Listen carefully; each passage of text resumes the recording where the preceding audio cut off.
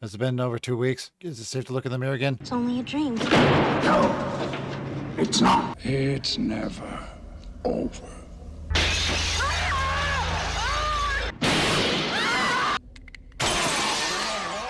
I blame John Oliver. My point is, Oh boy. boy.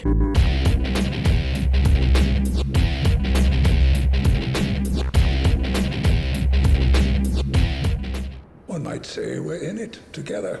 So I've been watching all these movies. Phantasm. There's 5 of them, and I figured out who the tall man is. It's not that hard, but it is a little complicated.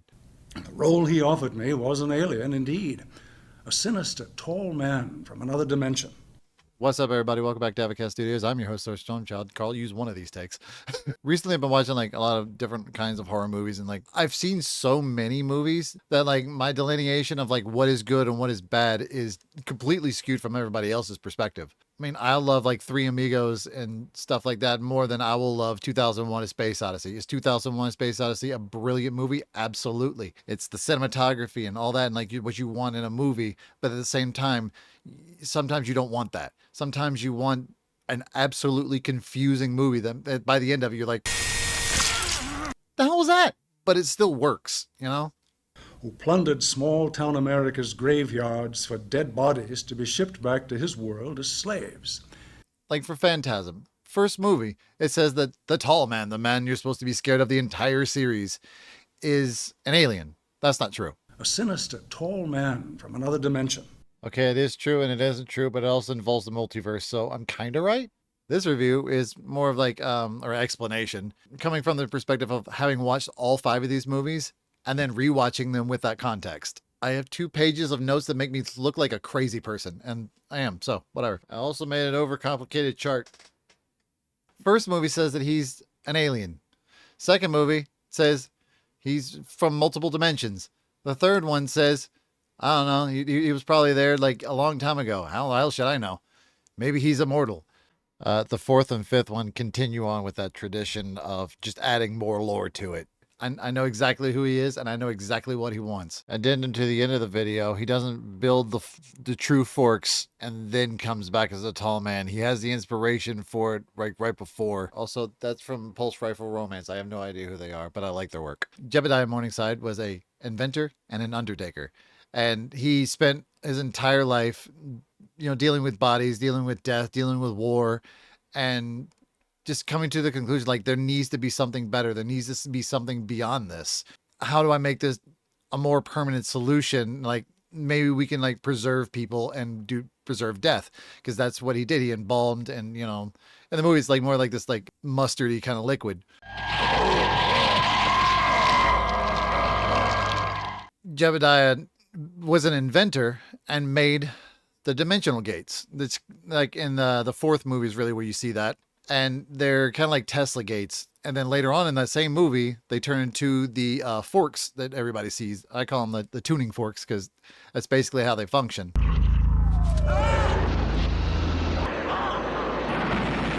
So he creates those. And Michael... Careful what you look for. You just might find it. Then comes a flashback sequence. Or kinda. There's only one way you could have gotten in here. Like, can I help you? Like, please sit down, talk to me. Like, you had to come through the dimensional gates. Here's my sister or somebody who's a blind old lady. You met her in the first movie. Jebediah. Fear is the killer. That's what grandmother wants you to learn. And it was very confusing. Yeah, I got nothing. Wouldn't you like to sit down? But let me offer you some lemonade. Because Michael comes through that, he causes a time paradox to where, like, if they try to go back in time to kill Jebediah Morningside, you can't do that anymore because it's already been started. Don't leave. There's so much you can tell us. Things we need desperately to know. Jebediah goes through the gates that he built, the better ones, and then ends up on, maybe it's another planet. I have a suspicion it might be just be Earth.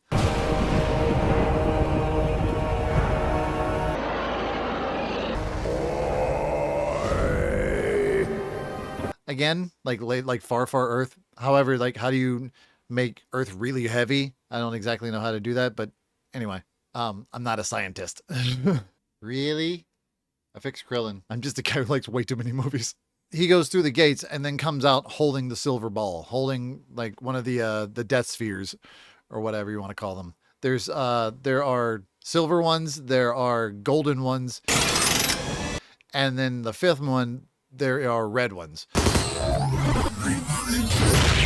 which have like spikes all over it and like they explode and your head goes boom. And in a way, it's kind of like Kings when they had like the world orb or whatever that was supposed to symbolize, hold the power of like the king holding the world in his palms or some crap like that. It's kind of like that, especially when you get to the gold ones, which I believe is in 3 and 4, especially the one that comes out of Michael's head and yet he's still alive. And from that moment on, Jebediah is no more. Jebediah is dead. But he's still Jebediah inside because he's still the tall man, as he's now called, is still an inventor. He's still doing experiments. Why would like the alien inside of him not do that? So I think it's more like a symbiotic relationship, kind of like not the Goa'uld, but the Tok'ra. You mean to say you actually found this guy?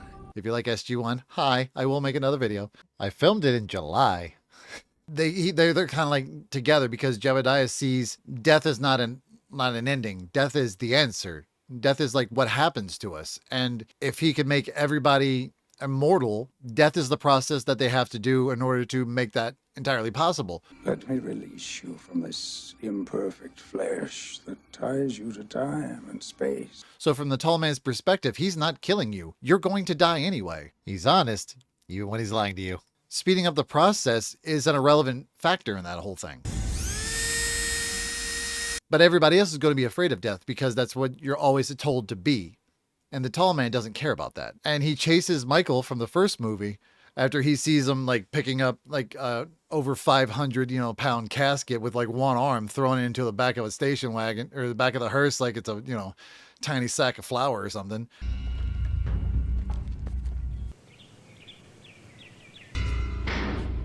So he keeps chasing Michael after this because he doesn't want to kill Michael. He wants to transform Michael. Let me out of here! Use your brain, boy. He wants him to be better. He wants him to grow and evolve just like he had. Because every time they kill the tall man, another one pops in. This is where the multiverse theory comes into play.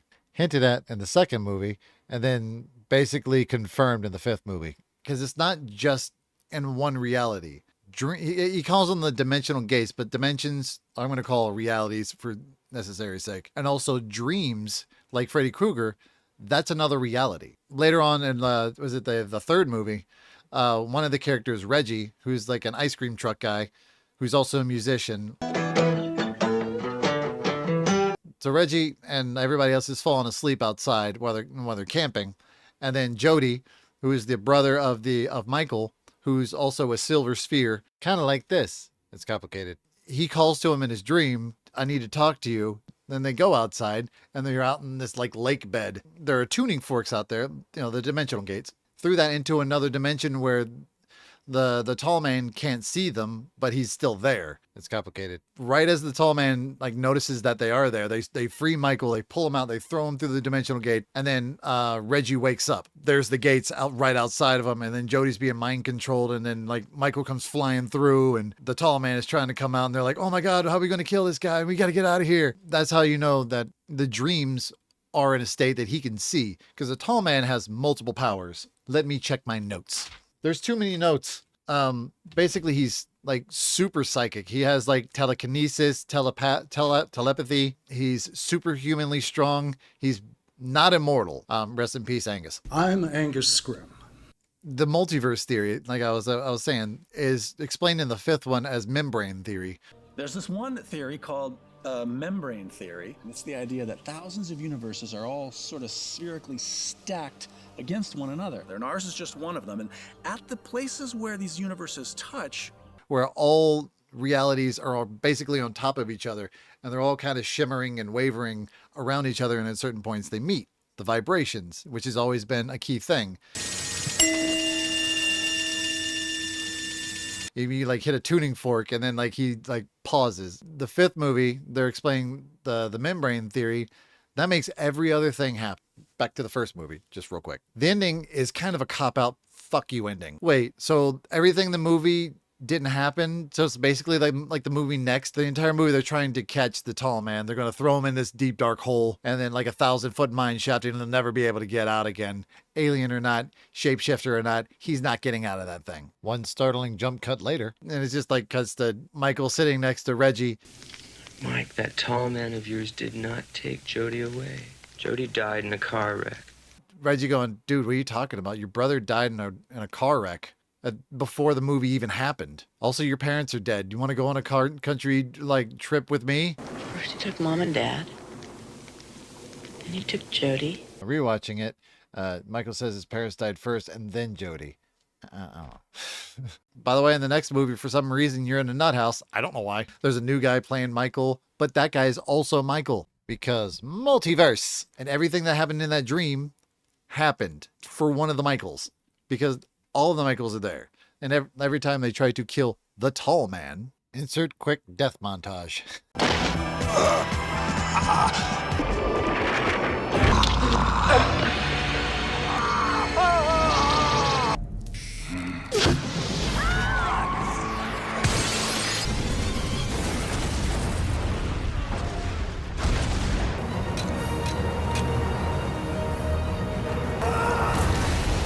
But he's infinite because like once the first Jebediah Morningside went through, that gave the alien race, whatever you want to call it, the Crimson King itself. I don't know.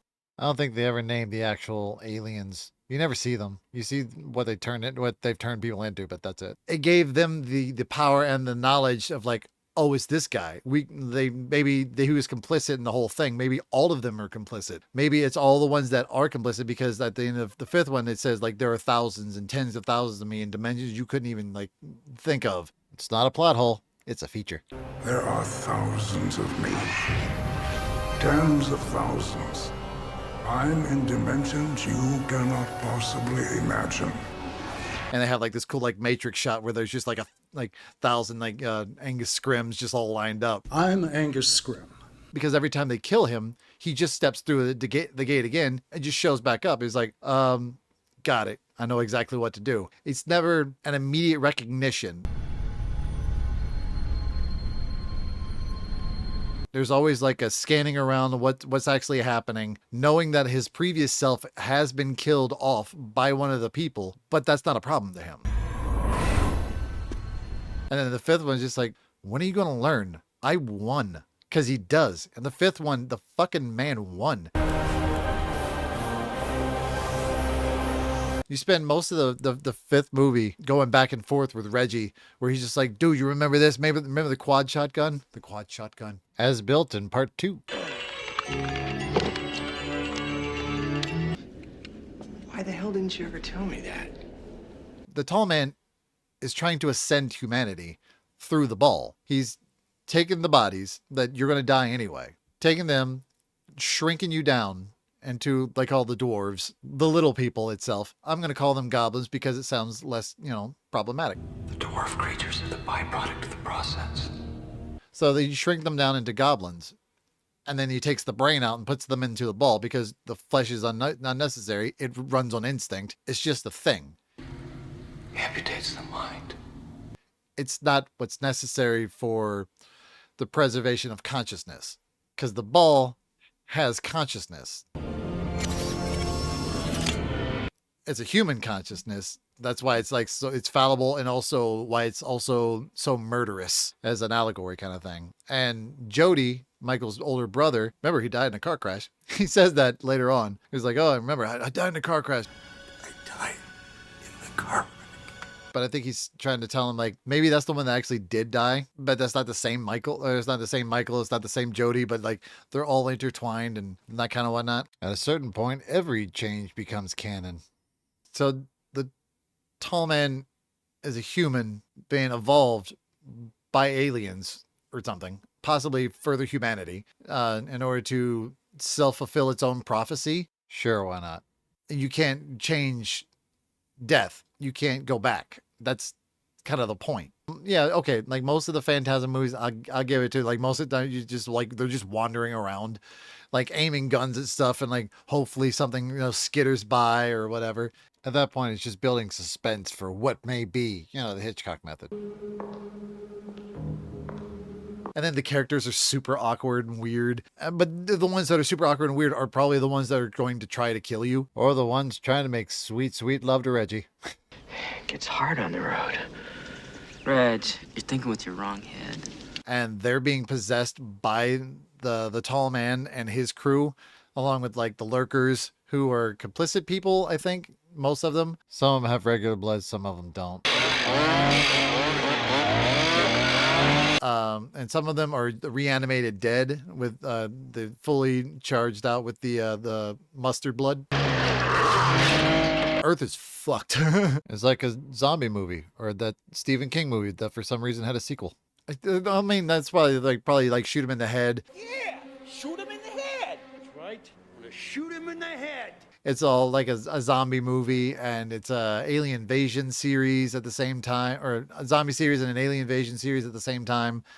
It's weird. It's like purposely weird. It's meant to facilitate the whole like feeling an atmosphere of a dream sequence that you can't quite escape from, and you never will. I think I never finished my thought. I just kind of rambled until I said I needed charts. But and it's only in a vision, so technically that's another dimensional reality that goes in. I need fucking charts for this. Okay, so like quick rundown of this chart. It starts in about the 1890s and is about 2016, which actually might be a little earlier than that. And then there's time jumps between the movies itself. Basically, it all starts in like 1978 when everything basically goes down in the first movie. Then 5 years later, and then 3 years, and then like kind of like the second one and the third one, like they're really tied together. They're like 3 days apart or something. And 3 years later is 4, even though it technically starts like 3 days later with them driving around in the car. And then 10 years later, which is actually more like 8 years, because he's been strapped to this table and like he's been like kind of screwing with him this entire time. So he builds the Tesla forks, and then like Michael enters the past, but it's only from like the fourth movie that happens. And then like the tall man, like true forks build, and then he goes through them, and then he comes back as the tall man, as not Jebediah Morningside anymore. These are all like basic place things, holders for characters and whatnot. And then by the end of it, orbs are everywhere. The tall man wins. Humanity still fights. The entire point is like he's trying to ascend humanity or evolve humanity. And that's his main mission in life. And that was his main mission in like real life, was to try to figure out how to spiritually like, move everything ahead. And all he really knew was like the body is one thing, the brain is one thing, and maybe the brain contains the soul, that kind of whatnot. There's no escape from death. The transformation from the goblin is the body, and then the ball is the brain, and all realities, dimensions, and dreams are available for his conquest. Maybe not for his conquest, but definitely for the alien species trying to take hold. Maybe it's like humanity in a further context. And once one Jebediah Morningside becomes one, then they have a point within like the multiverse to go back to, and then just make that all happen, like Futurama, where it's a self-fulfilling prophecy. These are all the different ways that he's died. The last one is he just gets blown up by a little dude called Chunk. That's the great thing about a fireball. Amputation and cauterization all in one. An ugly rundown of this, I'm sorry. Hashtag not sorry, it was complicated. There you go. The tall man. Explained. Beware the tall man. He lurks in every shadow. Stop worrying about death. It's a weird message, but don't incur the wrath of the tall man. He reigns eternal. Hell yeah. I don't agree with his methods, but I understand the sentiment. Thank you so much for watching. For me rambling on for far too long about a movie you probably have no idea what the fuck I'm talking about. But I guarantee you, if you do watch it, you will have a good time. There's not as many like deaths in some of the movies. I don't know how you say that. Like there's a weird Home Alone bit in the third one with this kid who like traps his house. That part's pretty cool. You're in trouble. And also, this is the only other movie that you can go, boy, and it not be Kratos saying that. You expected a clip to show up, didn't you? Shame on you. The Satesh guards, nose trips. Thank you so much for watching. Please be safe out there, and I'll see you beautiful, beautiful people in the next one. All right? He didn't speak with an accent. Stay safe. About all he ever said was, boy.